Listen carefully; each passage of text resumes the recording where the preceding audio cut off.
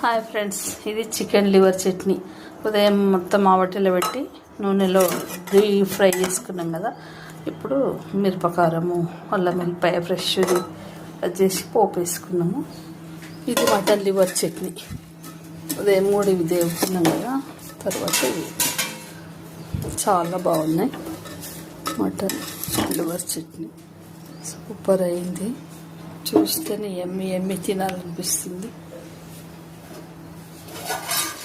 ఇది చూడండి, ఇదేమంటారు, చికెన్ ఉల్వకాయలు, గుండెకాయలు అంటారు కదా, ఆ చట్నీ. ఇది కూడా సూపర్ ఉంటుందండి, చాలా బాగుంటుంది. ఇది కూడా ఎంత లస్సీ అయిపోయింది చూడండి, సూపర్ జ్యూస్.